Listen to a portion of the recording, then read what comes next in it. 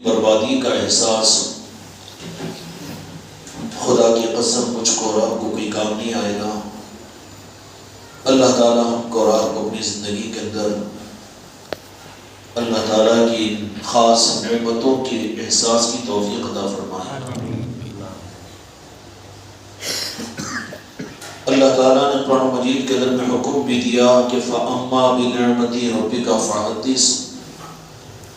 اہل طریقت اور آل رسول اور اہل خانقاہ ہرگز اس بات کی جرات نہیں کر سکتے کہ اللہ تبارک و تعالیٰ روئے زمین کے اوپر ان پر جو انعامات فرماتا ہے اس کو اظہار کر سکیں۔ اہل اللہ اور آل رسول جو ہوتے ہیں وہ اللہ رب العالمین کے وہ خاص اور مقربین ہوتے ہیں کہ جن کو رب پر ناز یہ تو ہوتا ہی ہے، لیکن رب کو بھی ان بندوں پر ناز ہوتا ہے،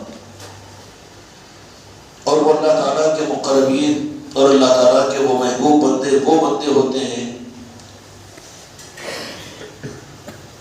کہ رب کی وہ سنتے ہی ہیں،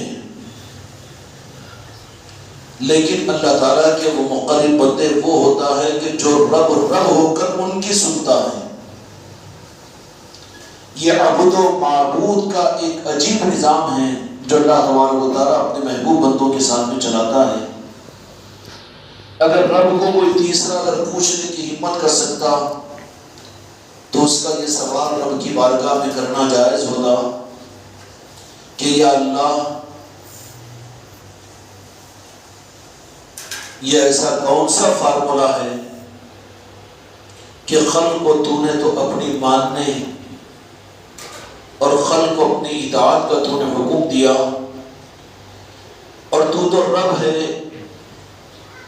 الہ ہے، معبود ہے، خالق ہے، لیکن آخر وہ کون سی تیری مجبوری ہے کہ جہاں پر تو سنانے والا نہیں بلکہ سننے والا ہو جاتا ہے، کرانے والا نہیں بلکہ کرنے والا ہو جاتا ہے، حکم کا دینے والا نہیں بلکہ حکم کا ماننے والا بن جاتا ہے۔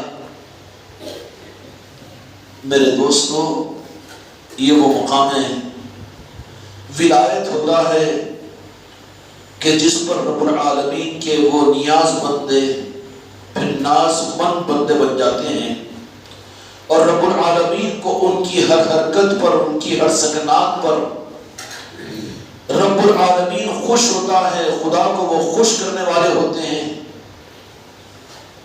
یہ ممکن نہیں ہے کہ بندے اپنی عبادتوں سے خدا کو خوش کر سکیں، کیونکہ کون بندہ اس بات کی جرات کر سکے گا کہ عبادت کو میں اس قابل کر سکتا ہوں کہ جس پر اللہ کو میں خوش کروں؟ یہ تو ممکن نہیں ہے نا، ممکن نہیں ہے۔ دھوکے سے نکل جاؤ، اپنی نمازوں، اپنی عبادتوں، اپنے ذکر اور اپنی تلاوت اور اپنے حج اور اپنے ایمان کے اعمال کی وجہ سے ذہن میں یہ بات نہیں آنے دینا کہ ہم اللہ کو خوش کر سکتے ہیں۔ اگر اللہ کو بندے خوش کر سکتے تھے تو پھر رب العالمین نماز کے آخر میں سورہ معصورہ کو نہیں رکھتا، دعا معصورہ، اللہم انی ظلمت نفسی ظلما کثیرا، اقرار کروا دیا کہ یا اللہ، ہم نے راضی کرنے کے لیے تو نے، تجھے خوش کرنے کے لیے تو نے موقع دیا تھا کہ ہم 2 رکعت پڑھیں، لیکن ہم نماز پڑھ کر ہم نے اپنے نفسوں پر ظلم کیا۔ اس کا کیا مطلب ہوا کہ دیکھو، بدعملی تو بدعملی ہے، کفر کفر ہے، بغاوت رب کی خدا کی قسم بغاوت ہے، فرعونیت ہے، نمرودیت ہے، شدادیت ہے، شیطانیت ہے، لیکن اس سے بچنا آسان ہوتا ہے۔ اس لیے کہا امام الاولیاء، قطب الافطاب، غوث العقیس، سید حضور پیران پیر غوث العظم شریف اللہ نے یہ کیا فرمایا تھا؟ کیا فرمایا تھا کہ اللہ تبارک و تعالیٰ اپنی عبادت کرنے والوں کی عبادتوں کو دیکھ کر ہماری عبادتیں اس قابل ہیں کہ ان عبادتوں کی وجہ سے خدا خوش ہونے کے بجائے خدا کو تو غضب آتا ہے، غصہ آتا ہے۔ سمجھ میں آئی بات؟ اور یوں فرمایا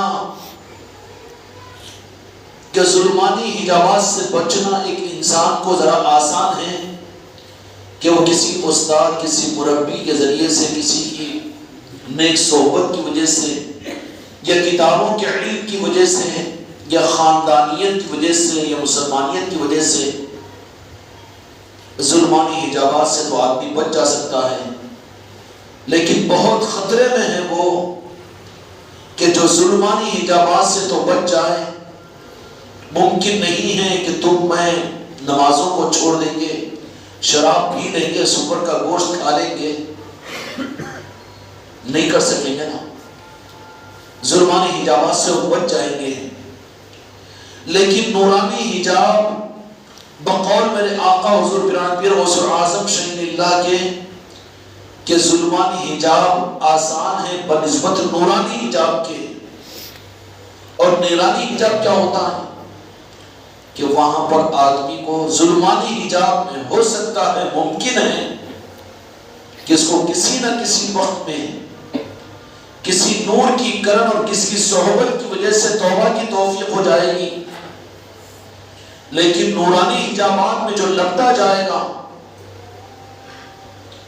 وہ توبہ سے بھی محروم رہتا ہے، بغیر توبہ کی دنیا سے چلا جاتا ہے اور دھوکے میں رہتا ہے کہ میں تو اچھا ہوں، میں تو نمازی ہوں، میں تو دیندار ہوں، میں تو پرہیزگار ہوں، میں تو ذکر کرنے والا ہوں، میں تو پیر ہوں، میں تو مرید ہوں، میں تو خانقاہ کو جانے والا ہوں۔ یہ نورانی حجابات ہیں، حجاب ہے پردہ۔ جو چیز رب سے محجوب کرے اس کو حجاب کہتے ہیں، حجاب کا اردو ترجمہ پردہ ہے۔ جو حقیقت سے پردہ کرے وہی حجاب ہے۔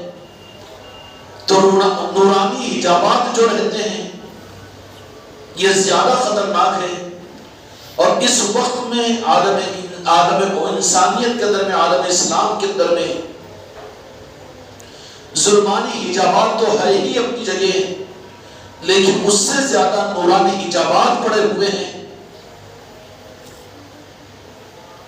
نورانی حجابات کے اندر میں اس درجے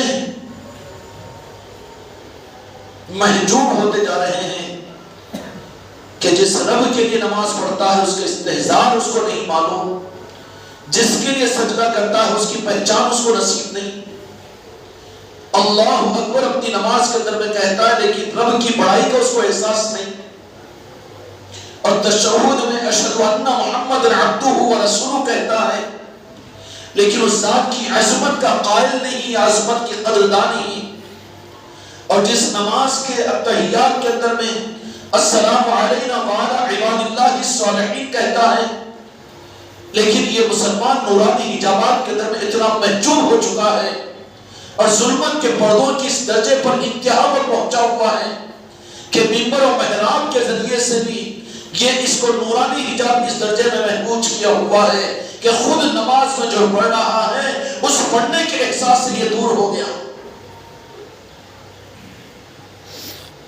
اگر دور نہیں ہوتا تو میں مسجدوں کے اندر میں رجب الشریف کے آنے کے اوپر خواجہ خواجگان کے نسبتوں کے چرچوں سے مسجدیں خالی نہیں ہوتی۔ مسلمان رجب شریف کے اس آمد کے اوپر سد اور مڈ نہیں رہتا۔ کیوں کہ رجب شریف کا مبارک مہینہ ہے، یہ کون سا مہینہ ہے جس کے استقبال کے لیے خانقاہ محمدی کے اندر میں اور اہل خانقاہ محمدی کرم ہے میرے غریب نواز کا، ان کی چوکھٹ کی خیرات میں انہوں نے یہ خصوصیت صرف خانقاہ محمدی کے اپنے غلاموں کو اور خاندان چشتیہ کے ان افراد کو عطا کی ہے کہ تم تو اہتمام مسجدوں کے اندر میں اور محفلوں کے اندر میں کر رہے ہیں، لیکن میری بچیوں کو ان کو اپنے گھر کے خانقاہ محمدی میں بچوں کے لیے ان کی نوازش ہے، اور میری ان بچوں کے لیے نوازشیں یہ ہوئی ہے کہ 1 مہینے پہلے سے رجب شریف اور خواجہ خواجگان کی اس چھٹی شریف کا اہتمام اور ان کی نسبتوں کے دستر ان کے گھروں کے اندر میں بچھ رہے ہیں۔ اور فیضیاب ہو رہے ہیں، بچے مسرور ہو رہے ہیں، میری بیٹیوں کو روحانیت کی وہ پروازیں مل رہی ہے کہ روزانہ ان کے گھروں کی خانقاہ محمدی کے اندر میں اجازت مردوں کو نہیں دی گئی، لیکن عورتوں پر نظر اور کرم فرمائی یہ رہی، بچوں پر کرم فرمائی یہ رہی کہ خواجہ خواجگار نے یہ اجازت دلوا دی تھی کہ یا معین حق معین، یا معین اور حق معین وعصر کی نماز کے بعد میں روزانہ اپنے گھروں کے اندر میں کر رہے ہیں۔ یہ اہتمام کس بات کی علامت ہے؟ کیا کوئی کتاب کے اندر معاملات لکھے ہوئے ہیں، یا کسی مولانا صاحب نے کہا، یا کسی پیر صاحب نے یہ وظیفہ بتایا، یا کسی یوٹیوب کے اوپر تم نے یہ سنا؟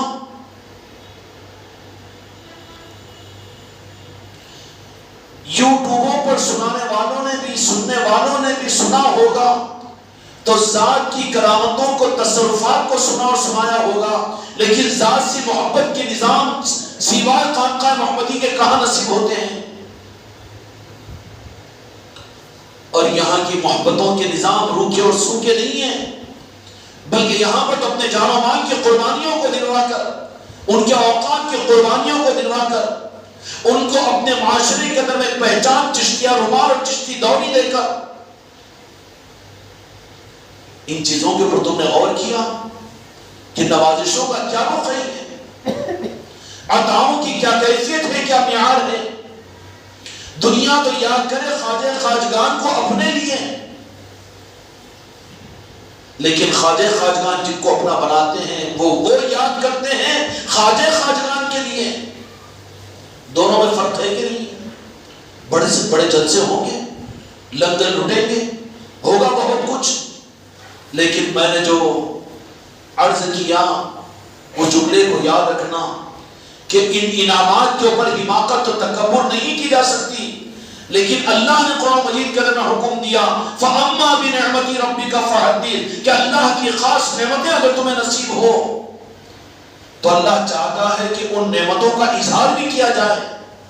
تو مجھے دنیا کی کون سی طاقتیں روک سکتی ہے؟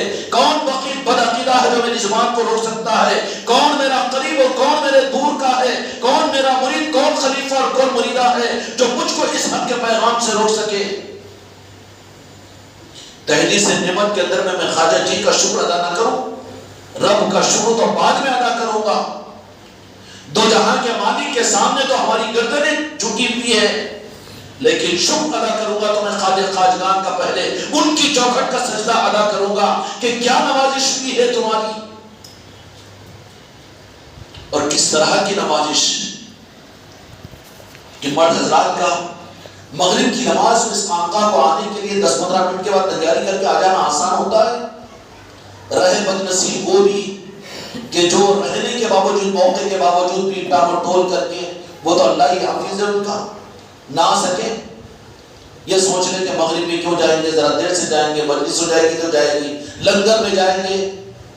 چلو یہ خواجہ کا دربار ہے، یہاں پر تو ان کے نام پر نبھایا جاتا ہے سب کو، لیکن کتنی بدنصیبی ہوگی کہ کہیں قیامت کے میدان میں مجرموں کے کٹڑوں میں نہ آ جانا کہ اتنی بڑی نوازش اور نعمتیں ہم نے تمہیں عطا کی تھی لیکن تم اس کے ناقدر ٹھہرے۔ جرأت نہیں ہو سکتی تھی کہ نعمتوں کے اظہار کی، لیکن قرآن پاک کی وہ آیت نے مجھے مجبور کیا کہنے کے اوپر کہ اگر وہ خاص نعمتیں اگر ملی ہو، عطا کی گئی ہو، تو نعمتوں کو ظاہر کر کے خوشیاں مناؤ اس پر۔ فَأَمَّا بِنِعْمَتِ رَبِّكَ فَحَدِّثْ۔ میرے بچوں، تو یہ خوشیوں کا موقع نہیں ہے۔ لوگوں کو تو عام طور پر رمضان کے چاند کا انتظار ہوتا ہوگا، بقرعید کے چاند کا انتظار ہوتا ہوگا،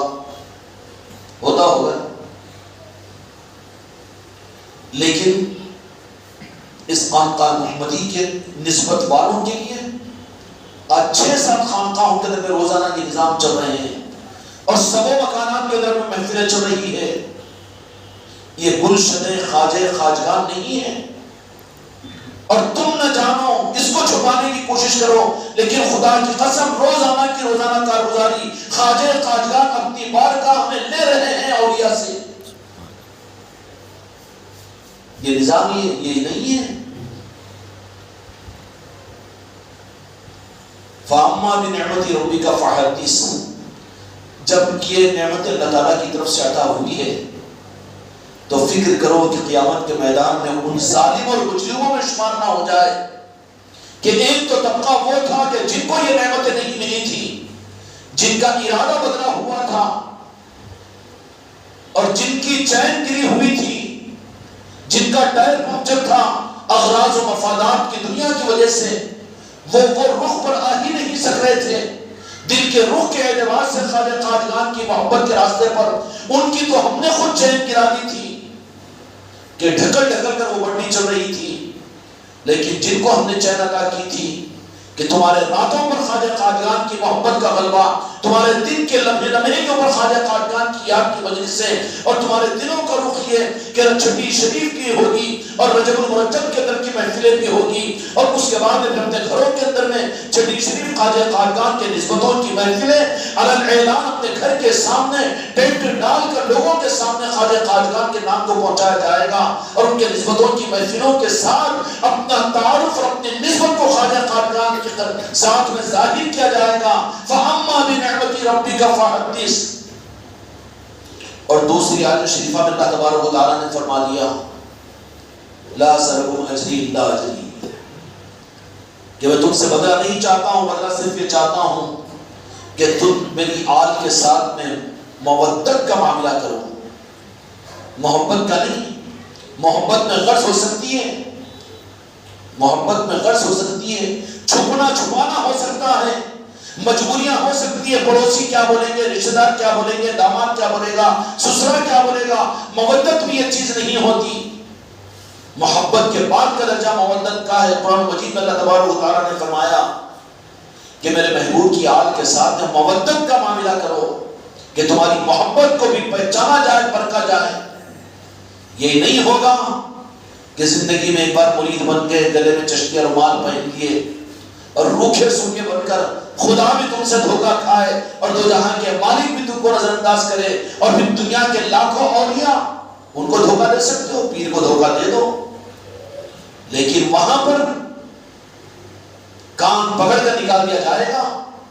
وہ تو تیری مجبوری تھی جو مجلسوں میں جاتا تھا، مجبوری تھی تیری تو اپنے گھروں کے اندر مجلس سے کر لیا تھا اور گلے میں چشتیہ رومال.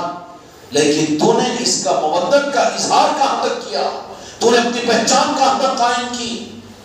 تجھے تو ڈر مخلوق کا، تجھے تو ڈر انسانوں کا، تجھے تو ڈر محل والوں کا، تجھے تو ڈر چار مرنے کے بعد کانٹے دینے والوں کا اور نماز جنازہ پڑھانے والوں کا. مردود بن کر آیا ہے یہاں پر ایسے مغرور لوگوں کے اندر میں، ڈھل نکل جا وہاں سے، کان پکڑ کر نکال دیا جائے گا. میں دھوکہ دینا نہیں چاہتا کہ وہاں پر میں تم کو دھوکہ دوں. میرے مرید بن کر رہو، میرے ہاتھ پر دباؤ اور میرے نذرانوں سے میرے جیبوں کو بھرو، تو میں تم کو میری نسبت کی وجہ سے بچا لوں گا. نہیں بچا سکتے. وہاں پر پرکھیا بنا پرکھیا ہوگا، وہاں پر کوئی گنجائش نہیں ہوگی. وہاں کا معاملہ تو صرف اور صرف قبولیت کے اوپر ہوگا. اس کے لیے تو یہ خانقاہ محمدی کا نظام ہے تیار ہونے اور تیار کرنے کے لیے کہ اس کو کہ رسم سمجھ رہے ہو، اس کو کوئی کھانے پینے کا نظام سمجھ رہے ہو، اس کو صرف ظاہری طور پر کچھ رکھ رکھاؤ کا نظام سمجھ رہے ہو. نہیں، بلکہ ہماری نظر تو میدان قیامت کے اندر میں تمہارے پیشانیوں پر چمکتا ہوا نور، نور معین ہو، پہچانے جائے تم،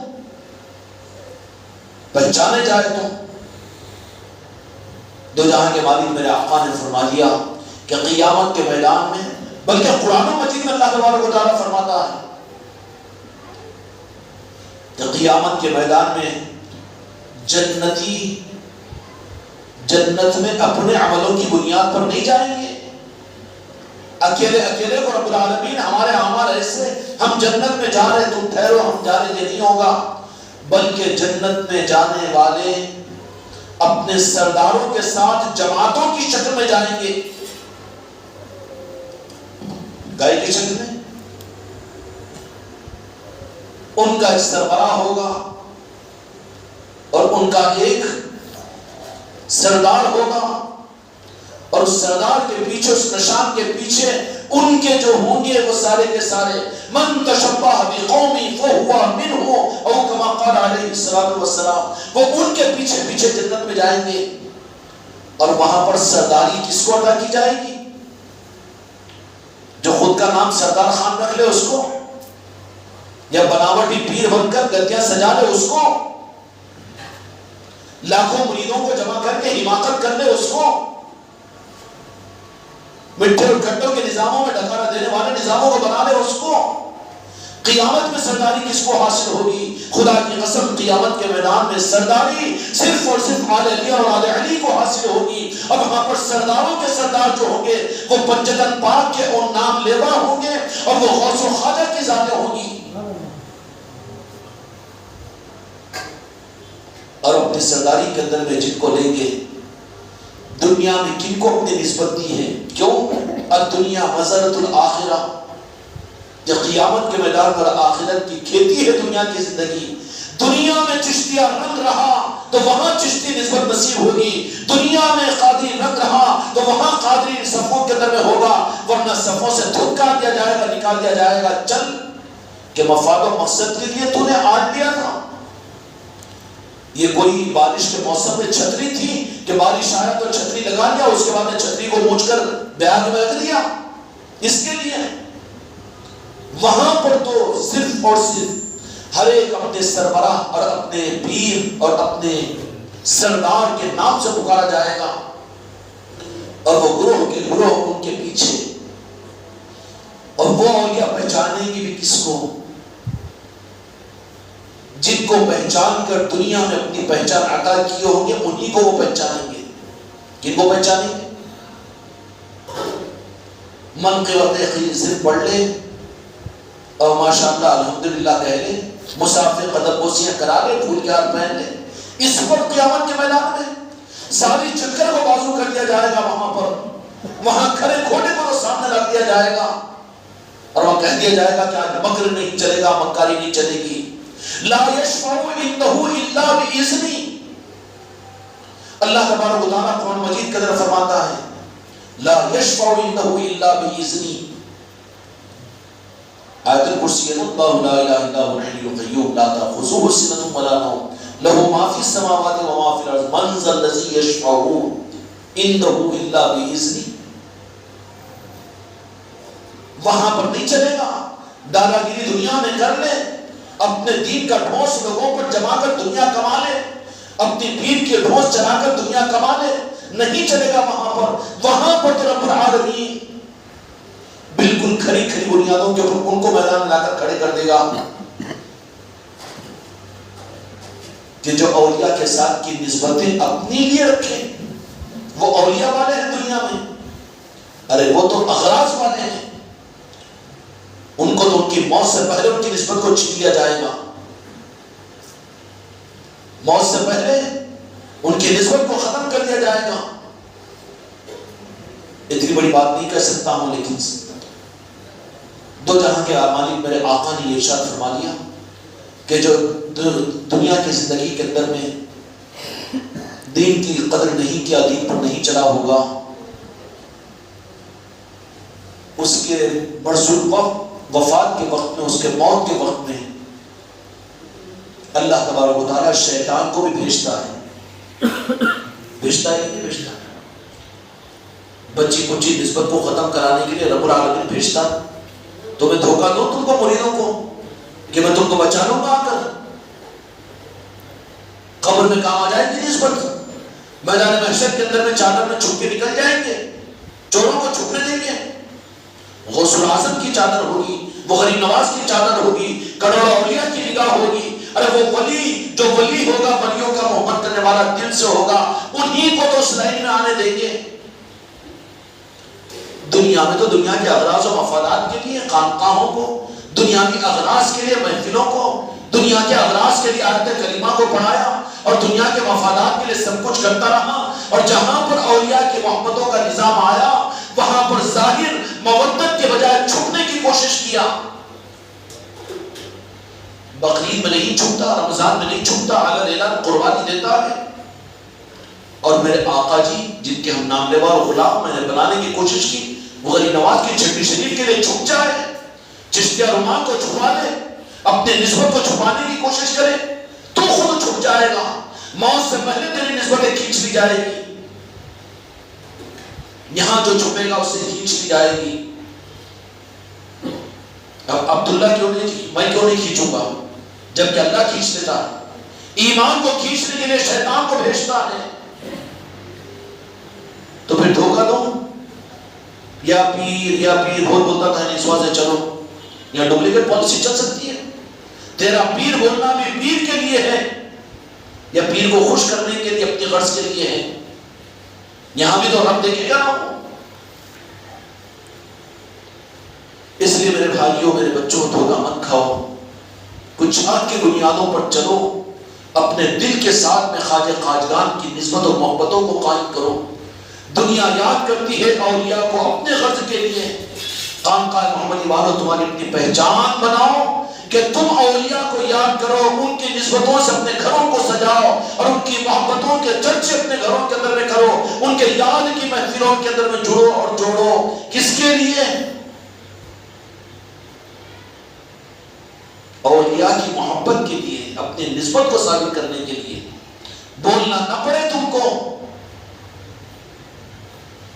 کتنی بے شرمی کی بات ہے کہ تمہارے گھر میں پیدا ہوتا ہے پوترا تو اس کے برتھ ڈے کوئی دوسرے باہر والا کے یاد دلاتے ہیں؟ بے شرمی کی بات ہوگی نا وہ تو۔ تم چشتیہ ہو تو تم کو ان محفلوں کے لیے بولنا پڑے تو بے شرمی کا تم نے نقاب پہن لیا، اس لیے کہ خود اپنی فکر کے ساتھ میں، اور یہ پہچان ہوگی، یہ نسبت ہوگی کہ تم اور میں میدان قیامت میں بھی چشتی نسبتوں کے ساتھ اٹھ سکیں گے۔ وہاں پر اٹھیں گے کون؟ جو دل اور قلب کے ساتھ میں دھوکوں سے اپنے آپ کو بچا کر جو ان کے بن کر دنیا میں چلے ہوں گے، اور جن کو وہ قیامت میں اپنے صفوں میں رکھیں گے وہ اولیاء، اور جن کو اپنے پیچھے، اپنے نشان کے پیچھے لے کے جائیں گے وہ اولیاء غوث و خواجہ،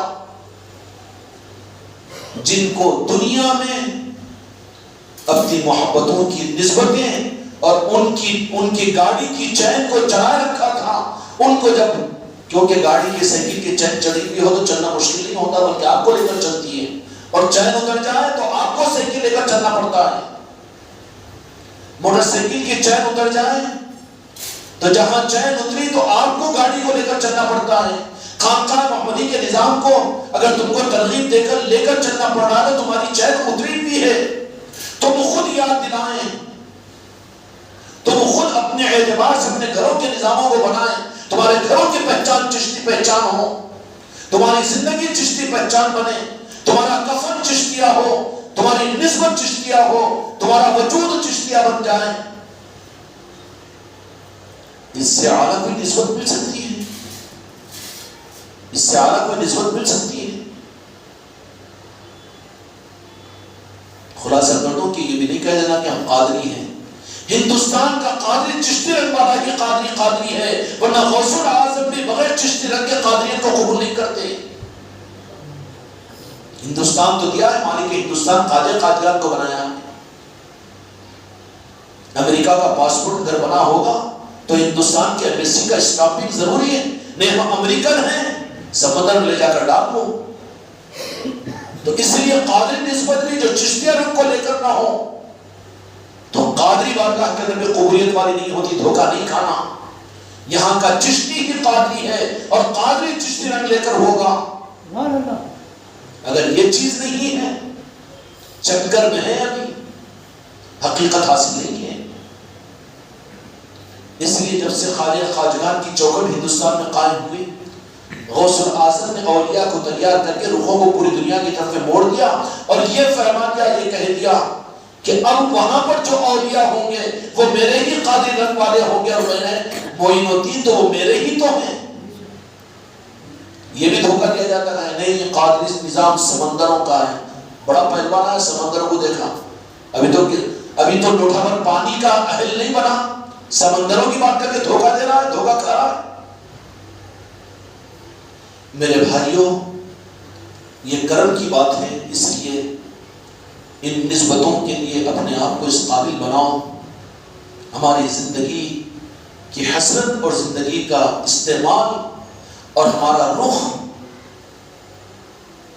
صرف اور صرف کیا ہونا چاہیے کہ جس نسبت کو بچا کر ہمیں قیامت کے میدان تک لے جانا ہے، اس کو اگر اپنی زندگی میں نہ سنبھالو، اس کے ساتھ اگر کھلواڑ کرنا شروع کرو، چھپنے اور چھپانے کی بات اگر ہوگی، اغراض اور دنیا کے مفادات کے لیے اگر ان نظاموں کو ہم استعمال کریں گے تو پیر تم کو بچا لے گا، یہ دھوکہ نہیں دینا چاہتا ہوں، بلکہ اللہ تبارک و تعالیٰ تم سے تمہاری نسبتوں کو کھینچ لے گا۔ اور جب رب اگر کسی نسبتوں کو چھین لینا اور کھینچ لینا چاہے، اس لیے حدیث میں سنا ہوگا نا کہ بعض گناہ وہ ہوتے ہیں کہ مرنے کے وقت ایمان سلب ہو جاتا ہے اس کا۔ کیا مطلب ہے؟ زندگی بھر اچھا رہا، کتابوں میں اتنے ہزاروں واقعات ملے ہوئے کہ دمشق کی جامع مسجد کا ایک مؤذن 32 سال تک مؤذنی کی خدمت 1 روپیہ کے بغیر کیا، لیکن صرف ایک گناہ کی وجہ سے پڑھتے وقت نے اپنی اولاد کو بلایا اور بلا کر کہا، احساس ہونا چاہیے کہ نہیں ہونا چاہیے؟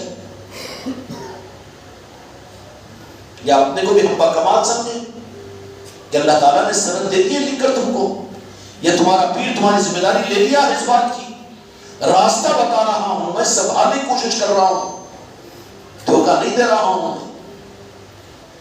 اولاد کو بلایا، 32 سال جو بغیر معاوضے کے 1 روپیہ کے بغیر خدمت کیا ہو، جتنا بڑا متقی پرہیزگار تھا ہوگا نا، اور دمشق کی جامع مسجد کا تبلیغ نصاب میں واقعہ لکھا ہوا ہے، دیکھ لو جا کر۔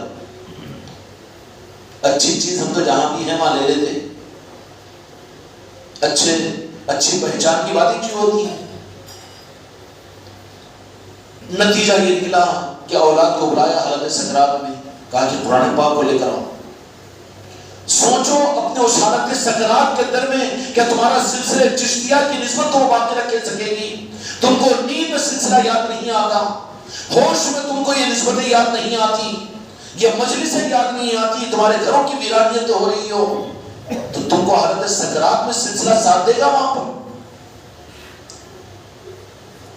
بچوں کو بلا کر کہا کہ قرآن پاک لے کر آؤ، بچے خوش ہو گئے کہ آنکھوں سے لگائے گا، بوسہ دے گا، قرآن پاک کی کوئی نصیحت کرے گا۔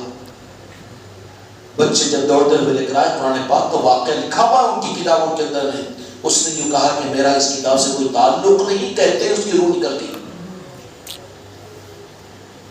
دھوکہ دوں میں وہ پیر نہیں ہوں کہ تم کو دھوکے میں رکھ کر تمہاری آنکھوں پر پٹی باندھوں اور تم کو ہلاکت کی بربادی کے گڑھے میں پہنچا دوں، قیامت کے میدان میں رسوائیوں کی طرف پہنچا دوں۔ کھلی کتاب سامنے رکھ رہا ہوں، جو سنبھل کر چلے گا وہی انہی کو چلائیں گے، اور جن کو چلائیں گے قیامت میں انہی کو بچائیں گے، ورنہ موت سے پہلے تمہاری نسبتیں چھین لی جائے گی، روح کو پھیر دیا جائے گا، شک کو ڈال دیا جائے گا کہ شاید کہ شرک ہو جائے گا، شاید کہ اللہ کے علاوہ کسی کو اللہ ماننا ہو جائے گا، شاید کہ قدم اسے شرک ہوتی ہوگی، وہ مولانا نے کہہ دیا تھا نا اس واسطے وہ یہ کسی بھی طرح سے رخ پھر جائے گا۔ کیوں کہ ناقدری کی بنیاد پر خدا نعمتوں کو چھین لیتا ہے۔ لَإِن شَكَرْتُمْ لَأَزِيدَنَّكُمْ وَلَئِن كَفَرْتُمْ إِنَّ عَذَابِي لَشَدِيدٌ کہ نعمتوں کی قدر ہوتی ہے تو نعمتوں میں اضافہ قرآن مجید ہے، اور ناشکری ہوتی ہے وَلَئِن كَفَرْتُمْ إِنَّ عَذَابِي لَشَدِيدٌ کہ جب ناشکری ہوتی ہے خدا کے بڑی نعمتوں کی تو خدا نعمتوں کو چھین بھی لیتا ہے اور کفر میں مبتلا کر دیتا ہے۔ اس لیے میرے بچوں، ان نظاموں کی جب مل گئی ہے یہ نعمتیں اور نسبتیں تو ہم کو اور آپ کو بشمول میرے اس بات کی کوشش کرنی ہے کہ ان نعمتوں کی قدر اپنی زندگی کی آخری سانس تک سنبھالنا ہے، تم کو مجھ کو سمجھ میں آ رہی بات؟ دھوکے کی بات نہیں ہے، صرف سر ہلا دینا، منڈی ہلا دینے سے بیوقوف مت بناؤ مجھے۔ میں تمہارے دل سے مخاطب ہوں، میں تمہارے دل کو ہلانا چاہتا ہوں، تو میں کچھ سر ہلا کے دھوکہ دیتے ہو، بیوقوف بناتے ہو۔ دل کو ہلانا چاہتا ہوں، دل کی بات کرتا ہوں، تو تمہارے 2 کلو کا سر ہلا کر مجھے بیوقوف بنانا چاہتے ہو۔ میں دیکھتا ہوں تمہارے دل کو کہ تمہارا سر ہل رہا ہے، یہ دل کیا کہہ رہا ہے، کیوں دھوکہ دیتے ہو مجھے؟ اپنے دل سے پوچھو ضمیر سے پوچھو، فطرت سے پوچھو، عقل سے پوچھو، پسیجو، دل کے اندر خدا سے معافی مانگو، غریب نواز کی چوکھٹ پر توبہ کا سجدہ کرو. یا غریب نواز بغیر اہلیت کے آپ نے اتنی نسبت عطا کر دی. کتنی بڑی بڑی نعمتیں نسبتیں. رجب المرجب کے مہینے کی آمد کے اوپر یہ اہتمام. تمہارے گھروں میں کیوں جا رہے بیٹا؟ نہیں اٹھنا مجلسوں کے اندر سے. فون کٹ کر دو، فون بند کرو. جو فون اٹھا کے لے جائے مجلسوں میں فون بند کر دے. ریبائل میں رکھیں وہ رکھیں جو چلانے کے وقت میں چلائے. یہ خالی ہمیشہ گولی بن کے بعد بار وقت تم کو ڈھونڈ بن کے مار دیتا ہوں. تو وہ جن میں کم ہمت ہے فون کے غلام ہیں، بیوی کے غلام ہیں، بچوں کے غلام ہیں کہ فون آتے مجلس کو چھوڑ کر پیڑ بتا کر جاتے ہو تو فون بند کر کے بیٹھے.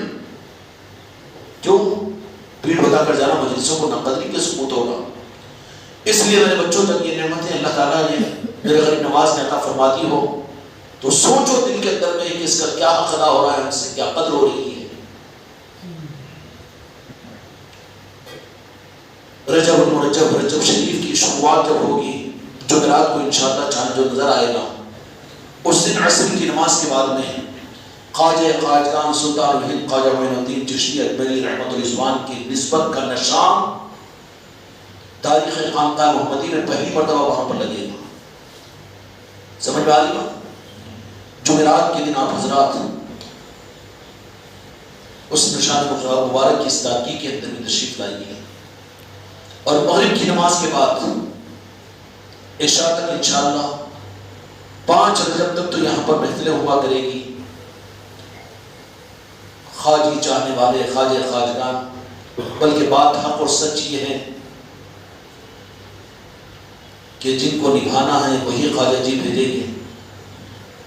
آئیں گے روزانہ مغرب کی نماز کے بعد یہاں پر محفل ہوگی مغرب کے عشاء تک، اور عشاء کی نماز کے بعد لنگر کا نظم بھی ہوگا.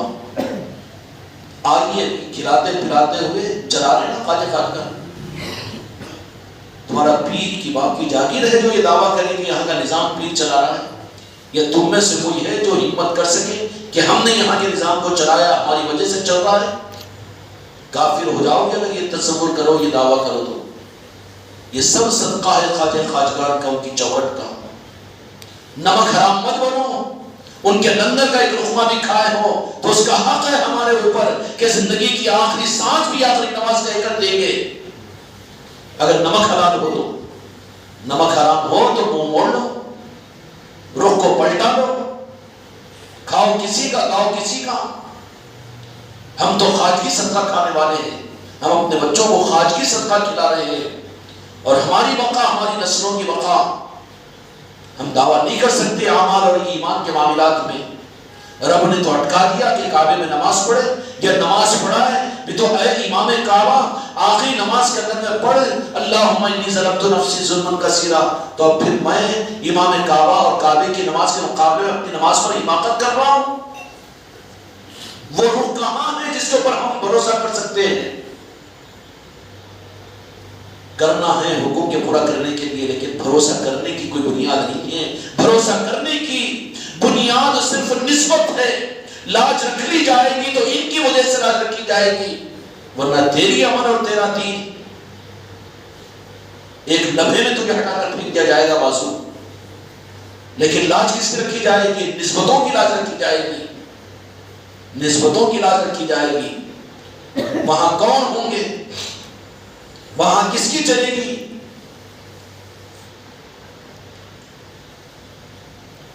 منزل الذی یشفع عنده الا باذنہ. اللہ نے علی اعلان فرما دیا کہ کسی کی جرات نہیں ہوگی کہ وہاں پر رب کے سامنے کوئی کسی کی شفاعت کرے. اللہ نے کہہ دیا علی اعلان کہ کسی کی شفاعت قبول نہیں کی جائے گی.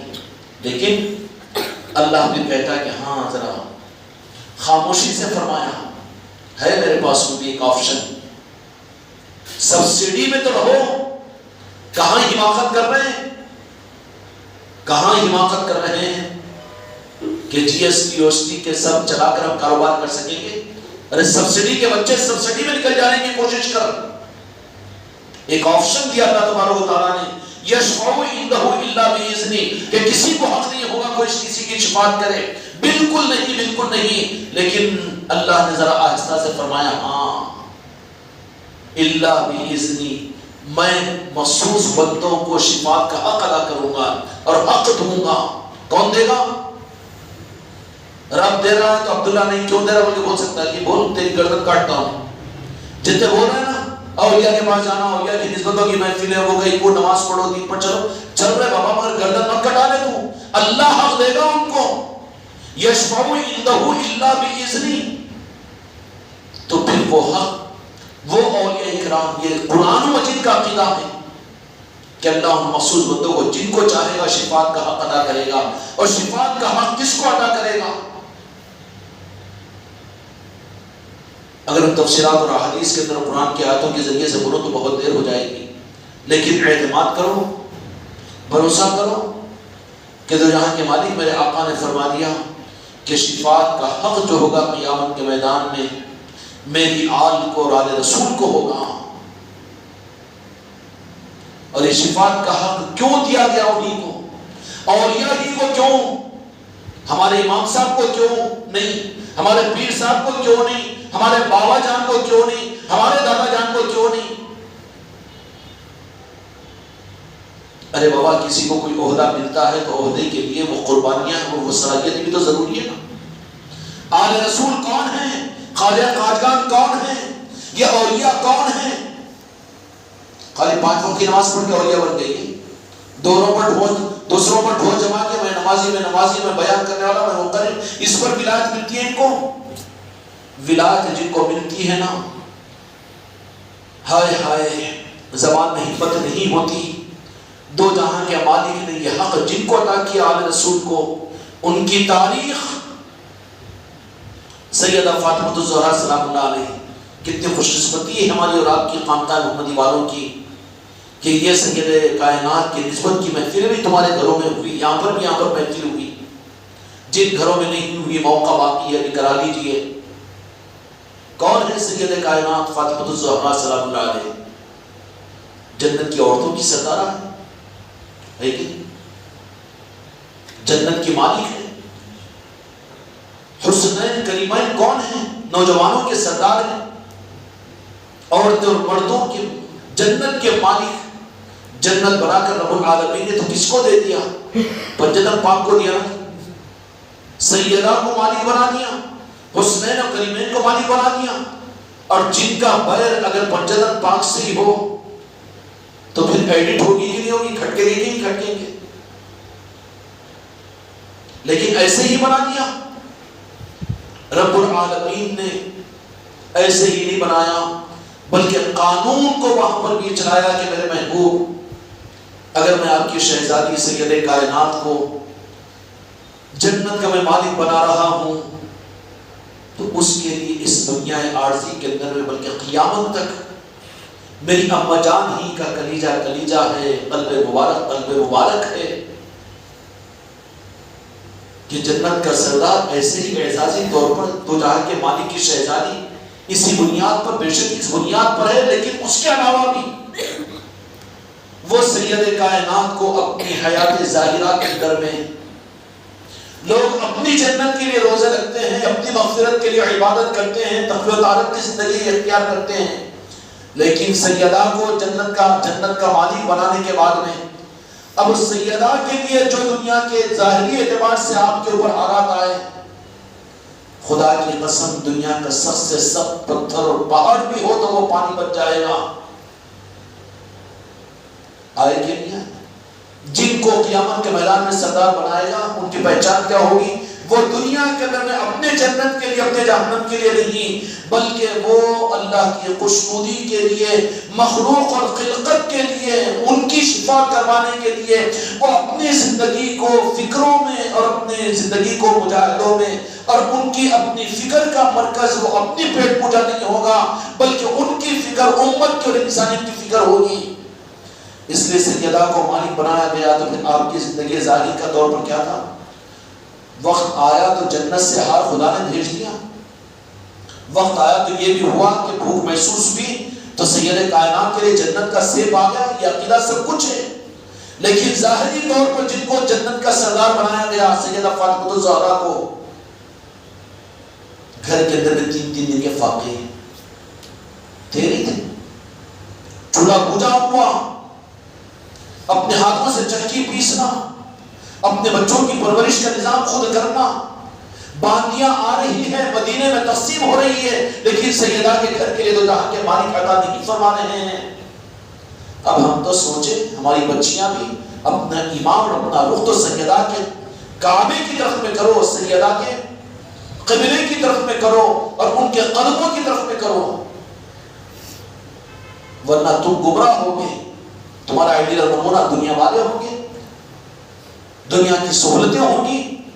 اللہ دیا ہے سہولتیں مگر دل مت لگاؤ اس کے اوپر. اپنے اندر میں ایسا حوصلہ رکھو کہ ہم سیدہ کو اپنی زندگی کا امام بنا کر، اور ہے ہی وہ ذات ایسی سید کائنات کی. علامہ اقبال نے قبلہ اجاز صاحب کو جمعہ کے دن وہ سنا تھے نا، نہیں بلکہ مجلس میں سنا تھے. خاص بات نہیں تو مجلس میں سنا دینا کیوں، جمعہ میں کہاں سنا دے. منڈیا مت لاؤ بات ہوگا، منڈیا مت لاؤ اللہ کے واسطے، خالی منڈیا ہلا کے مجھے دھوکہ مت دو. دل سے سنو، دل کو ہلاؤ. علامہ اقبال شاعر مشرق نے یہ بات کہی تھی کہ اگر اللہ تبارک و تعالیٰ کی شریعت کی بیڑیاں اگر میرے پیروں میں نہیں ہوتی تو لوگ کعبے کا حج کرتے ہیں، میں سید کائنات کے روضے کا حج اس کا طواف کرتا. لوگ کعبے کی طرف میں رک کر کے نماز دونوں کی فتویٰ علامہ اقبال کو آنا نہ میدان میں دارالعلوم دیوبند والے، آنا نہ بریلوی شریف والے بھی نہیں رہ سکتے، نہیں رہ سکتے. پنجتن پاک ہے وہ، پاک ہونا تو ناپاکوں کو پاک کرنے والے پنجتن پاک ہے. علامہ اقبال نے کیا کہا کہ لوگ کعبے کی طرف میں رک کر کے نماز پڑھتے ہیں، لیکن سیدہ تمہارا روزہ تو اس قابل ہے کہ اپنی نماز میں آپ کے مزار مقدس کی طرف میں کر کے اپنی نماز کو پڑھتا. علامہ اقبال کہہ رہے ہیں. علامہ تو یہ کہنے کے لیے مولانا کچھ کا کچھ کہہ رہا ہے بکواس. نہ کوئی آپ کو سیدہ کو شیعہ کرتے گئے، ارے ہوگا شیعہ کرتے گئے. بیٹی سسرال کو چلے گی تو تم واپس نہیں بھول جانا پھر گھر کو. شیعہ اگر ان سے محبت کر رہے تو اس رخ کے اعتبار سے ان کی محبت ہوگی. اب تو پورے حق ان کو دے دے گا. پاگل پن کی تو انتہا ہے. تو کیسا سنی جو پنجتن پاک سے محبت نہ کرے؟ تیری سنیت کہاں ہے؟ تو گمراہ ہے، تو نجدی بن گیا ہے اور پنجتن پاک سے دشمنی کرنے والا بن گیا ہے. تیرا ایمان ختم ہو گیا ہے. اور جی بیٹی کو اگر سسرال کو دے دے بہت خوش رہنی وہاں پر، باپ بھول جانا بیٹی کو، بھول جانا. شیعہ اور رافضی سے اگر محبت کرے انہیں پنجتن پاک سے، ان کے عقیدے کے انہوں ذمہ دار ہیں وہ. اب تم بھول جائیں گے، اتنے سخی بن گئے. میری اما جان سیدہ کو تم نعوذ باللہ علیہ باللہ شیعہ اور رافضیوں کے حوالے کر دیے. تم بے وقوف کے بے وقوف، جاہل کے جاہل. ایمان کی نسبت میں پنجتن پاک ہے، وہی ایمان ہے. جس میں پنجتن پاک نہ ہو وہ ایمان نہیں ہے، بلکہ وہ یزیدیت ہے، وہ خارجیت ہے، وہ فتنہ ہے، وہ مسلک ہے، وہ جماعت ہے، وہ گروہ ہے، دین کو نقصان پہنچانے والا ہے. ایمان کا راستہ پنجتن پاک ہے. بڑی معصومیت کے ساتھ لوگوں کو دھوکہ دیتا ہے. ارے کیوں پنجتن پاک نکو بولو جی، سیدہ مت بولو جی. ارے تو نکو بول رہا ہے، تیرا روح کدھر چلا گیا؟ انہوں ڈالروں میں بکے تو دیناروں میں بک رہا ہوگا. اگر وہ لوگ ڈالروں میں بکے ہوں گے تو تم عزتوں میں بک رہا ہوگا، پھول کے ہاروں میں بک رہا ہوگا. تو نے اپنے مسلک کو چھوڑ دیا، تو نے اپنے عقیدے کو خراب کر دیا، ناپاک ہو گیا ہے. تو جو پنجتن پاک کے ساتھ میں جو واسطہ نہ رکھے وہ خدا کی قسم دین میں روحانیت میں ناپاک ہے. سید کائنات وہ ہمارے عقیدے کی بنیاد ہے، عقیدے کی بنیاد ہے سید کائنات فاطمہ الزہرا. اب سوچو کتنی مسجدوں میں ہوئے سیدہ کی نسبت کی محفلیں. مسجدیں تو چھوٹوں پر، کتنے خانقاہوں میں ہوا، کتنے سنیوں کے پاس میں ہوا. نہیں، غافل پڑے ہوئے ہیں. ہم تو صرف ان کو انگلی اٹھانے والے ہو گئے. جو کرنے کا کام ہے وہ بھول گئے، کرنے کا کام ہے وہ تو بھول گئے. اللہ تعالیٰ ہم کو بھی صحیح ہونے کی توفیق اور فکر کی توفیق عطا فرمائے. سید کائنات سلام اللہ علیہ کی ذات کون سی ذات ہے؟ کہ جن کو جنت کے عورتوں کا سردارہ بنایا گیا تو پھر کیا ہوا کہ آپ کی زندگی کے ظاہری طور پر بھی دو جہاں کے مالک نے اپنی شہزادی کو وہ ساری دنیاوی تکلیفوں کو برداشت کیا اور سب کچھ کی وہ ظاہری طور پر یہ ہوا تو جانتے ہیں کہ امت کلمہ پڑھنے کی وجہ سے وہ رخ امت کے سامنے دین کو چلانے والے اور دین کو آگے بڑھانے کی اور دین کی تبلیغ کرنے والوں نے دو جہاں کے مالک کی وہ قربانیوں کو امت کے سامنے لا دیا تاکہ وہ ان کی قدر کی جائے. لیکن دو جہاں کے مالک نے جو دین کے لیے جو کچھ کیا ہے حقیقت میں سید کائنات نے بھی ان معاملات میں کچھ پیچھے نہیں. کفاران مکہ سرداران قریش نے دو جہاں کے مالک میرے آقا کو جسم کو تکلیف پہنچائی مکے سے نکالا تو سید کائنات یا رسول اللہ آپ کی شہزادی ہمیں اماں جان تو وہ ہے کہ لوگوں نے آپ کی تکلیف کی وجہ سے آپ کے جسم اطہر اور جسم مبارک کو تکلیف پہنچائی جس پر امت ملور ہوتی ہے. امت کس سے واقف ہے لیکن وہیں پر میری اماں جان سیدہ کا معاملہ یہ کہ اس کا اثر سیدہ کے دل مبارک پر ہوتا تھا. سمجھ میں آ رہی بات؟ آج روکا جاتا ہے وہ سیدہ کے نسبت کی محفلوں کے کرنے سے اور ان پر شرک اور ان پر شیعہ اور رافضی کا فتویٰ لگایا جاتا ہے. اپنے ایمان اپنی نسبتوں کو ٹٹولو تم کہ تم بھی وہی کر رہے ہو جو بدعقیدوں نے کیا ہے. سیدہ کائنات خود ارشاد فرماتی ہے کہ مکہ مکرمہ کے اندر میں وہ دن کہ روزانہ دو جہاں کے مالک نکل جاتے ہیں مکے کی گلیوں میں اور سید کائنات مشکل سے 6 برس کو میں نے شریف ظاہر رہا. یہاں بھی اس کے نہیں لگایا سکتی کیونکہ سیدہ کا معاملہ کچھ اور ہی ہے. اگر اور زیادہ بولتے تو پھر اور فتویٰ دیکھے نہ کی اتنے کچھ برداشت نہیں کر سکتے مگر رکیں گے کیوں؟ ہم کو کس کا ڈر ہے؟ جو حق ہے وہ ظاہر کر کے رہیں گے. ہم تو چاہتے ہی ہیں نام مصطفیٰ پر برسرعام سودا ہو جائے ہماری عزت ہماری جان کا. ہمیں پرواہ نہیں ہے کسی کی. نہ مریدوں سے مطلب ہے نہ خلیفوں سے مطلب ہے نہ کسی انسانوں سے مطلب ہے نہ مسلمانوں سے مطلب ہے نہ کافروں سے مطلب ہے نہ دنیا کے انسانوں سے مطلب ہے. جو ہے حق وہ تو کہہ کر رہیں گے. ہم فرماتی ہے خود سیدہ آپ کی واقعات میں کہ ابو جان مکے کو صبح صبح نکلتے تو معصوم ہاتھوں سے دو جہاں کے مالک کو آپ کا معمول یہ تھا دو جہاں کے مالک کیونکہ سب سے زیادہ محبت سیدہ سے فرماتے تھے معصوم ہاتھوں سے اپنے قریب لے کر آتے تو سیدہ کا معمول یہ ہے کہ کنگھی مبارک کو زلف مبارک کے اندر بھی کنگھی کیا کرتی تھی. دو جہاں کے مالک اس پر مسکراتے اور اپنی بیٹی کو اپنے مکان مبارک میں چھوڑ کر تشریف لے جاتے. سیدہ فرماتی کہ اس لمحے کے بعد سے میں اس لمحے کے انتظار میں رہتی کہ دو جہاں کے مالک میرے آقا کب تشریف لائیں گے گھر کو. بیٹی کا دل ہوتا ہے باپ کے لیے. جن کو بیٹیاں ہیں وہ خوب اس بات کو جانتے ہیں. آخرکار ایک مرتبہ کا واقعہ بیان فرماتی ہے میری اماں جان کہ وہ وقت ہو گیا کہ دو جہاں کے مالک آئے نہیں. دل تھر رہا ہے. اس معصوم دل کے اندر میں کیوں میں احساس کرنا چاہ رہا ہوں کہ دو جہاں کے مالک تو دو جہاں کے مالک ہو کر اتنا سب کچھ اپنی ذات پر برداشت کیا. وہ قربانیاں تو امت کے سامنے ہیں. طائف کا سفر تم سناتے ہو, شعبہ ابو طالب کی گھاٹیوں کی ریاضتیں اور مجاہدات کو آپ سامنے لاتے ہو اور شکم مبارک کے اوپر دو پتھروں کے باندھنے کو تم مسجدوں کے ممبروں سے تم کہتے ہو امت کو. امت کے لیے میں دو جہاں کے مالک کی ساری قربانیاں خدا کی قسم قربانیاں ہیں. لیکن یہ جسم اطہر جسم مبارک کے ساتھ میں تھا.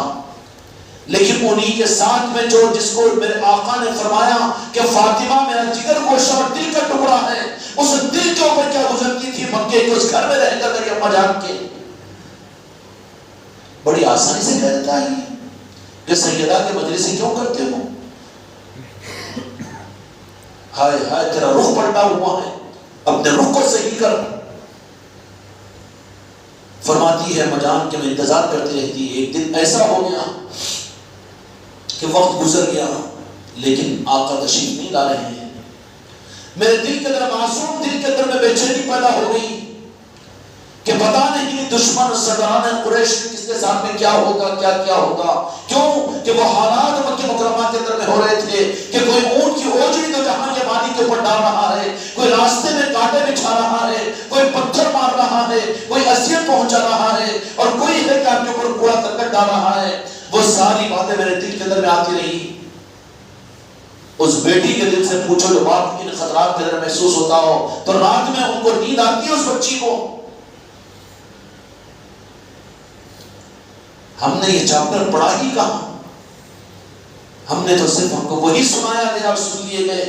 سن ہو گئے ہیں دینی معاملات کے اندر میں. دل پر لے کر دیکھو, دل پر سوچ کر دیکھو. وقت گزرتا چلا گیا, رات کی اندھیری آتی چلی گئی, مکہ پہاڑوں کے درمیان میں ڈوبتا چلا گیا. میں بے چین و بے قرار ہو کر اپنے گھر سے نکل کر معصوم دل بچی آگے کی گلی میں پہنچی. اندھیرے کے اندر میں نے میری نظریں دو جہاں کے مالک میرے آقا حضرت محمد مصطفیٰ صلی اللہ علیہ وسلم کی روئے مبارک پر پڑی. تو میں دیکھ کر بے چین ہو گئی کہ آپ کا چہرہ انور گرد آلود ہے, آپ کی زلفیں بکھری ہوئی ہیں اور کپڑے بھی پھٹے ہوئے ہیں. سیدہ دو جہاں کے مالک کی نظر مبارک کو پکڑ کر فرما رہی ہے کہ میرے ابو جان, آپ کی حالت کی بدرسیوں میں کیوں کر دی, اور آپ تو بخشے ہوئے لیکن آپ اس امت کے لیے اتنا پریشان کیوں ہوتے ہیں. مکان مبارک میں تشریف لائی اور لگا کہا کہ بہن زینب, پورا کا پورا گھرانہ ہے میرے آقا کے عزت و درود کے اندر میں شامل, اور تم خاندان چشتیہ کے لوگ موج مستی بنانے کے لیے اپنے گھر کو بنائے ہوئے ہو.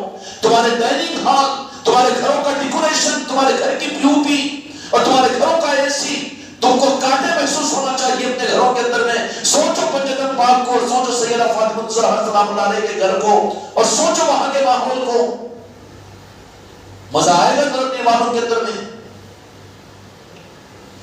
سیدہ نے فرمایا کہ زینب بہن, ایک پانی کا پیالہ لے کر آؤ, اور ایک کپڑا لیا اور سید کائنات اس پانی میں کپڑے کو ڈبا دی, اور جو جہاں کے مالک میرے آقا کے پیشانی کے دھول کو پوچھتی, اور کبھی آپ کے زانوں مبارک کو پوچھتی, اور کبھی کنگھی لے کر اپنے دو جہاں کے مالک کے کندھوں سر مبارک میں کنگھیاں کرتی اور کرتی رہتی کہ یا رسول اللہ صلی اللہ علیہ وسلم, آپ اتنا کیوں برداشت فرما رہے ہیں. تو دو جہاں کے مالک نے یہ فرمایا کہ بیٹی اس پر فکر نہ کرنا, اس لیے کہ ایک دن وہ ہوگا کہ ہر کچے پکے مکان میں تیرے باپ کا دین دنیا میں پیدا ہونے زندہ ہو جائے گا, اور ہر مکان میں تیرے باپ کا دین اور تیرے محبوب کا کلمہ ہر گھر کے اندر میں داخل ہو جائے گا. ہے تمہاری میری تمنا ہے کچھ؟ فیان ہو تو کولر ہو, کولر ہو تو اے سی ہو, کنٹرول کے چاول ہو تو باریک چاول ہو. ارے بدبخت, کیا پیٹ پوجا کے لیے پیدا ہوا ہے تجھے اس لیے خواجہ خواجہ نے نسبت عطا کی ہے. اپنی سوچ اور اپنے فکر کے رخ کو اس نقطے پر ڈال, اس کا حق ادا کرنے کی کوشش کر. تو وہ رخ تو دو جہاں کے مالک کی قربانیوں کا امت کے سامنے ہے, لیکن سید کائنات کا یہ معصوم دل کس طرح سے بے چین و بے قرار رہا, اور سر شعور کو نہیں پہنچی تھی سید کائنات. جو کچھ بھی ہوا تو رب العالمین نے بتا دیا, دو جہاں کے مالک نے فرما دیا کہ بیٹی میری شہزادی, ہر ایک کا نسب تو اس کی نرینہ اولاد سے چلتا ہے, لیکن میرا جو نسب چلے گا وہ میری بیٹی کے ذریعے سے چلے گا. تو خوش ہونے کی بات تھی, لیکن ہوا کیا کہ وہیں پر یہ بات بھی سنا دی گئی کہ شہزادی تمہارے دو شہزادے ہوں گے, اور ان شہزادوں کے ساتھ میں میری امت کلمہ پڑھنے والی جو اپنے آپ کو کہے گی, لیکن میدان کربلا کے اندر میرے حسین کو شہید کرے گی. سمجھ میں آئی بات؟ گرم پتھروں کے اوپر سمجھو اپنے آپ کو, عیش و عشرت کے لیے اس نظام میں مت چلو, مٹھے اور کھٹوں کے لیے مت چلو. اس راہ کے اندر میں کچھ اپنے اندر میں جگر پیدا کرو, اپنی جان و مال کو جھونکنے اور قربان کرنے کے جذبات اپنے اندر پیدا کرو. دو جہاں کے مالک تشریف فرما ہیں, ایک طرف میں مولانا حسین علیہ السلام بیٹھے ہوئے ہیں, اور ایک طرف میں حضرت ابراہیم جو دو جہاں کے مالک کے شہزادے ہیں بیٹھے ہوئے ہیں. حضرت جبرائیل علیہ السلام نے کہا یا رسول اللہ صلی اللہ علیہ وسلم آپ دونوں کو لے کر دیکھ کر مسکرا رہے ہیں، لیکن رب العالمین نے ایک پیغام دے کر آپ کی بارگاہ میں بھیجا ہے. یہ فرمایا کہ ان دو پھولوں میں آپ مسکرا رہے ہو، لیکن ایک پھول کو اللہ تعالیٰ اپنے پاس بلانا چاہتا ہے. آپ کو اختیار ہے. حضرت ابراہیم آپ کے شہزادے اور مولا حسین علیہ السلام تو دو جہاں کے مالک نے کہا کہ میں تیار ہوں اپنے شہزادے کو اللہ کے حوالے کرنے کے لیے. اللہ کے حوالے کرنے کا مطلب اماں میرا بچہ میری بچی تو ادھر کا ہے لچے گئی کو ہے ادھر سے یہاں پر تو تیرے ارادہ اور عزائم پنجدر پاک کی نسبت پر غوث و خواجہ کی نسبت پر خود کو برباد کرنے کے ہو تو وہ تو ہے چشتی غلام اور تو ہے پھر اللہ والوں کا ماننے والا. یا تو گلشن کھلانے کے واسطے دینے کے دعائیں کرنے کے واسطے.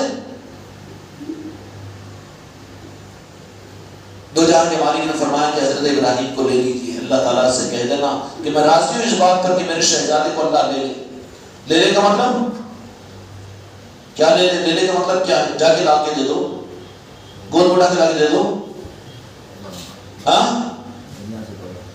ہاں اللہ کے پاس ہمیشہ ہی لے کر چلے جاؤ.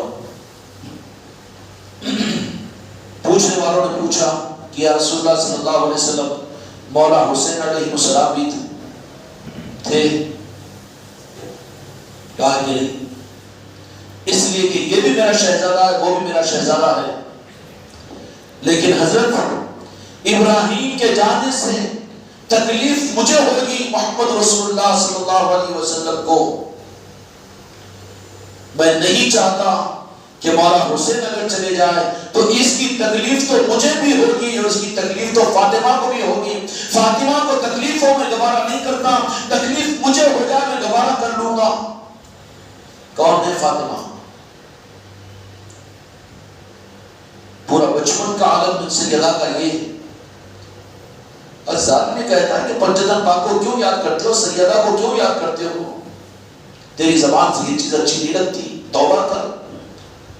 تو نے رہن دکھا دیا اپنے عقیدے کو شیعہ اور رافضیوں کے پاس، تو تو کیسا سننی ہے پھر؟ سید کائنات سلام اللہ علیہ کا معاملہ یہ ہوا کہ وہ شہزادے کو لے کر دو جہاں کے مالک بار بار یہ کہتے کہ یہ میرے شہزادے ہیں، یہ جنت کے میرے دو پھول ہیں، خیال رکھنا. منبر نبوی پر سے اٹھ آ رہے ہیں رونے پر. ہوا کہ نہیں سارے واقعات بچپن کی گزرا تھا کہ اسی مدینے کے ماحول کے اندر میں ایک مرتبہ دو جہاں کے مالک کے پاس حضرت جبرائیل علیہ السلام تشریف لائے اور ایک صحابی کی شکل میں فرشتے آئے ہیں. جبرائیل علیہ السلام نے کچھ آپ کی کان مبارک میں فرمایا. دو جہاں کے مالک کے چہرے انور کے اوپر تغیر ہوا، آنکھوں مبارک سے آنسو نکلنے لگے. ام سلمہ نے پوچھا کہ یا رسول اللہ یہ غم کے اثرات آپ پر کیوں ہیں؟ تو کہا کہ ابھی حضرت جبرائیل تشریف لائے کر کہا تھا اور مجھے ایک مٹی بھی دی ہے. سید گھرانوں کا معاملہ اور آج امت ان کی ناقدری کرے، یہ ایمان والے ہیں. یہ سید کائنات کا حق نہیں ہے کہ سید کائنات کو یاد کیا جائے، ان کی قربانیوں پر ہم اپنے آپ کو اپنی نسلوں کو قربان کریں. اہل نسبت کے گھروں میں کیوں سیدہ کی نسبت کی یاد کی محفلیں نہیں ہو رہی ہے؟ کہا کہ اس مٹی کو لا کر دیا اور کہا کہ ام سلمہ کہ حضرت جبرائیل علیہ السلام نے فرمایا کہ کربلا وہ مقام ہے، اس میدان کی مٹی ہے کہ جہاں پر میری امت میرا کلمہ پڑھنے والی، مجھے نبی تسلیم کرنے والی میدان کربلا کے اندر میرے نواسوں کو اپنے ہاتھوں سے شہید کرے گی. اور وہ کربلا کی مٹی میرے نواسے حسین کے خون سے رنگین ہوگی. اس مٹی کو لا کر دیا ہے اور ام سلمہ کو بلایا اور بلا کر کہا کہ تم اپنے پاس محفوظ رکھنا، اور جس وقت میں یہ مٹی گیلی ہو جائے اور سرخ ہو جائے تو سمجھ لینا کہ اس وقت میں میری امت میدان کربلا کے اندر میں یہ 60 سال پہلے ہو رہی ہے بات. علم غیب نہیں تھا میرے مصطفیٰ کو، اور کیا ہونا تجھے علم غیب؟ کہتا ہے میرے آقا کے اوپر الزام لگاتا ہے علم غیب نہیں تھا، نعوذ باللہ لا باللہ. کہاں رہا ایمان تیرے پاس میں؟ وہ مٹی کی شیشی کو لیا ام سلمہ نے اپنے پاس میں رکھ لیا، اور سید کائنات سیدہ فاطمہ الزہرا سلام اللہ علیہ کو ان نازوں سے پلے ہوئے وہ جنت کے پھولوں کو سیدہ نے کس طرح سے سنبھالا تھا، اور کن امیدوں کے ساتھ میں ان گلوں کو سینچا ہوگا مدینے کے ماحول میں سید کائنات نے۔ ایک موقع پر حضرت فضہ فرماتی ہے جو حضرت فاطمہ الزہرا سلام اللہ علیہ کی خدمت میں بعد میں ایک باندھی رہی تھی، سیدنا امام حسن مولا حسین علیہ السلام سید کائنات کے مکان میں کام کیا کرتی تھی، حضرت زینب کو بھی وہ وقت پر کھانا کھلایا کرتی تھی اور گود میں لے کر مدینے کی گلیوں میں گھوما کرتی تھی۔ ایک مرتبہ یہ سیدہ کا اور پنجتن پاک کے معاملات اتفاق سے ہو گئے، یہ نہیں ہے بلکہ یہ سب کچھ تو معلوم تھا پنجتن پاک کو، مولا علی کو، سیدہ فاطمہ کو اور دو جہاں کے مالک میرے مصطفیٰ کو۔ انہوں نے خوشی کے ساتھ میں اللہ کی مشیت کے لیے ان سارے گلوں کو حوالے کر کے امت کی جنت کی شفاعت کا حق لیا ہے۔ یہ حضرت فضہ فرد تاثر کے اندر ایک موقع پر کہا کہ مائی اما جان سیدہ مجھے کچھ انعام دینا، باندھی تھی نا، انعام کا مطالبہ کی، تو سید کائنات نے کیا فرمایا کہ کیا انعام چاہتی ہو؟ ایسا انمول انعام جو کسی کو نہ ملے وہ دینا۔ یا فضہ تمہارے قدم ہمارے سروں پر ہو، سیدہ کی باندھی ہے وہ۔ تو سید کائنات سلام اللہ علیہ یہ نہیں کہنا کہ وہ اتفاق سے وہ میدان کربلا میں ہو گیا، ان کی شہادت ہوئی، نہیں، یہ شہادت ہوئی نہیں بلکہ شہادت کو لیا ہے پنجتن پاک نے۔ کیسے ظالم ہو کہ پنجتن پاک کی قربانیوں کو تم ایک لفظ نظر انداز کرتے ہو۔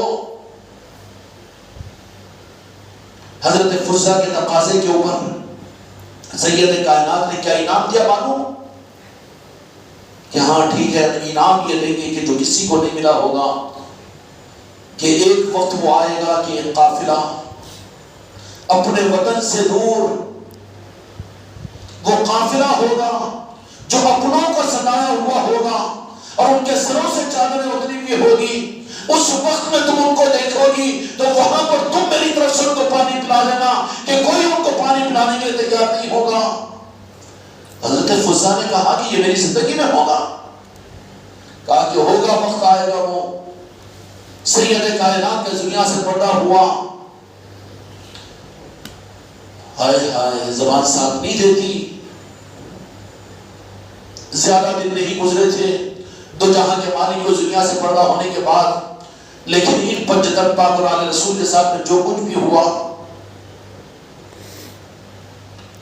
اللہ اکبر، جب یزید سیدنا مولا حسین علیہ السلام کے سر مبارک کے ساتھ کوفے کی جامع مسجد میں پہنچنے کے لیے جب جا رہا تھا قافلہ، تو اس وقت میں کوفے کے اندر میں دیکھا کہ ہلچل مچ رہی ہے۔ مکاروں کو تو ڈر ہوتا ہے نہیں، انہوں تو سوچتے ہیں کہ ہم پر کوئی عیب اور کوئی الزام نہ آئے، الزام کو ہٹانے کے لیے وہ مکر اختیار کرتے ہیں۔ یزید نے بھی کہا، کیا کہا کہ کوفے والے سوال کر رہے ہیں کہ کون ہے کون ہے، تو کیا جواب دے رہا تھا کہ یہ باغی ہے، نعوذ باللہ الیاذ باللہ۔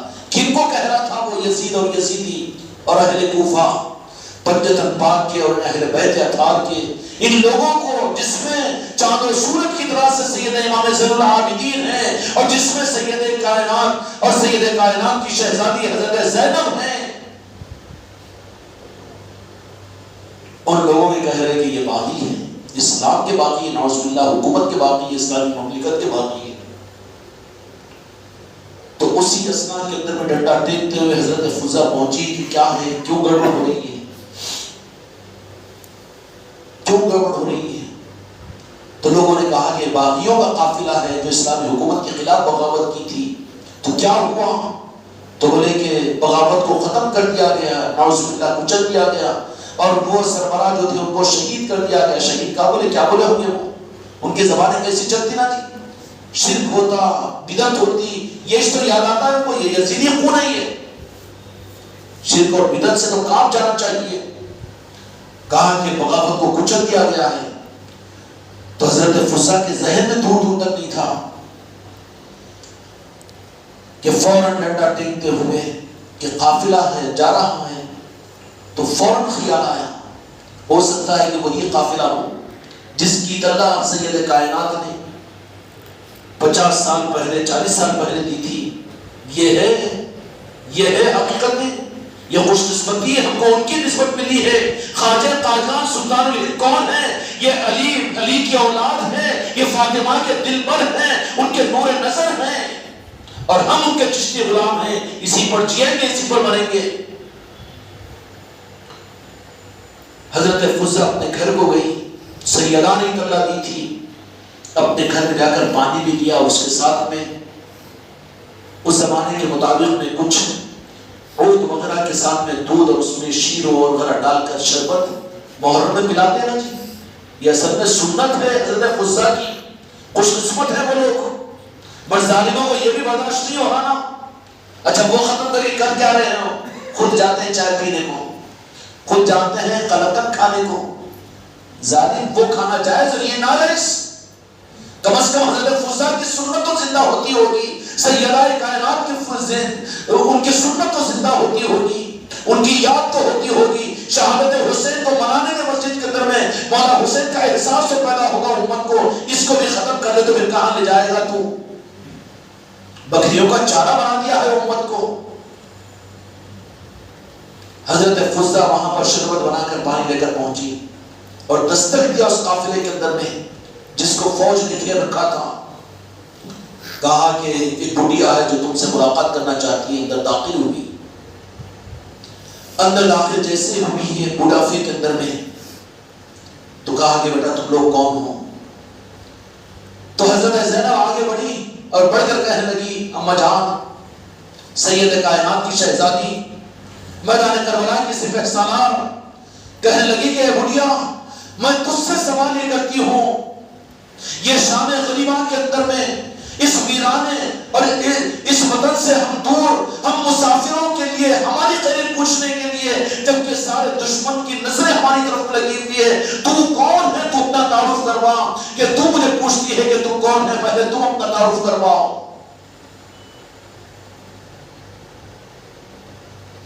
تو تعارف کرانے کے بعد نے کہا کہ میں تعارف کرواؤں گی، مجھے فضا کہتے ہیں. حضرت زینب رضی اللہ عنہ کے کانوں نے جب سنا حضرت فضا، تو کہا کہ سیدہ فاطمہ کی وہ لوٹی ہے روباتی. کہا کہ ہاں میں وہی ہوں. تو کہا کہ تم کو نہیں پہچانتی. حضرت فضا نے سر کو اپنے خطوں میں رکھا اور رکھ فرمایا کہ تم کون؟ اللہ کے واسطے بتا دو. تو کہا کہ فضا تو ہم کو کھلاتی نہیں تھی. تو کون؟ کہ میں زینب ہوں. ارے سیدہ کی شہزادی، کیا گزرا ہم پر جنت پاک کے دلوں پر؟ آج ان کے تذکروں سے تمہاری مسجدیں خالی، ان کے تذکروں سے تمہارے گھر خالی، ان کے تذکروں کو تم شیعہ اور رافضیت کہہ رہے ہو. شرم آنی چاہیے.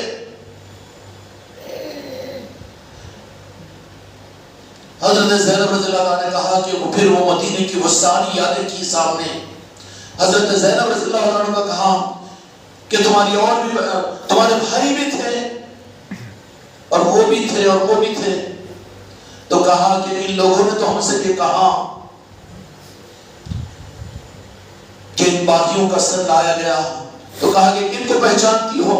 تو شہزادے مصطفیٰ مولا حسین علیہ السلام کو پہچانتی ہوں. اے زینب، حسین کہاں ہے؟ میں حسین سے ملنا چاہتی ہوں. حضرت زینب نے اشارہ کیا کہ وہ حسین نہیں، حسین کا کٹا ہوا سر ہے. حضرت فضا رضی اللہ عنہ نے کہا کہ ظالموں نے کیا کیا؟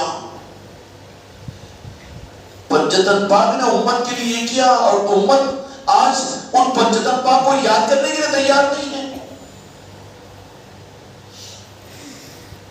یاد کرتی نہیں ہے، بلکہ یاد کرنے کا موقع دیا جاتا ہے. جن کو خیرات دینا ہے، جن کو اپنا بنانا ہوتا ہے، ان کو یاد کا موقع دیا جاتا ہے. اس لیے میرے بچوں، جو میراث خواجہ خواجگان کی نسبت کی محفلیں شروع ہوگی، آپ حضرات جمعرات کے دن عصر کی نماز کے بعد تشریف لائے. یہاں پر خواجہ خواجگان خواجہ معین الدین چشتی اجمیری رحمت الرضوان کی